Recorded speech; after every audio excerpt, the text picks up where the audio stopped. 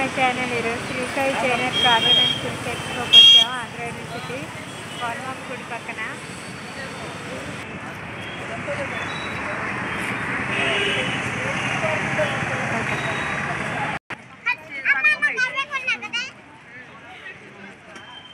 రకరకాల ఫుడ్స్ ఉన్నాయి, children's park అన్నీ ఉన్నాయి. చూడండి అక్కడ నుంచి వరుసగా ఈ గాజు చేస్తాను ఇటు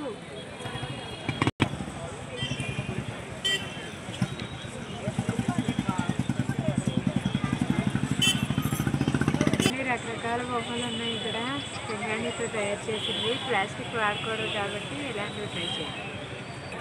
చిన్నపిల్లలు ప్లాస్టిక్ బొమ్మలు అవి వాడకుండా చెక్క అవి వాడుకుంటే బాగుంటుంది. ప్లాస్టిక్ ఎక్కువ వాడకూడదు కాబట్టి ఇలాంటివన్నీ ట్రై చేయొచ్చు.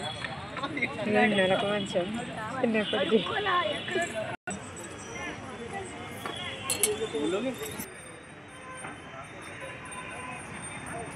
ఇంకా కిడ్డీ బ్యాంక్స్ లాగా డబ్బులు దాచుకోవడానికి బ్యాంక్ ఆ డిజైన్స్.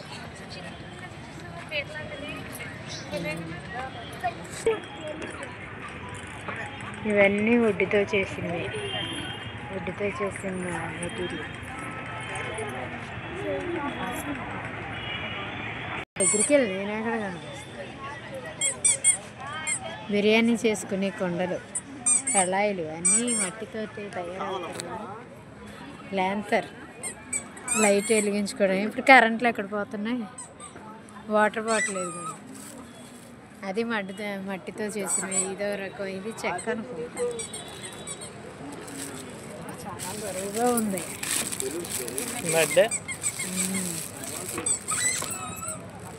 కప్స్ కూడా మట్టితో తయారు చేసినవి.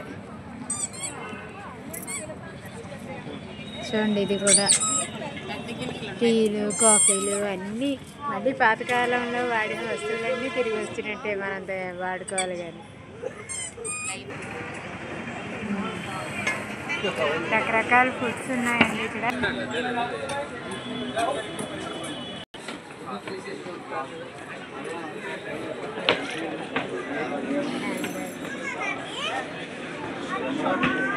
Purple products.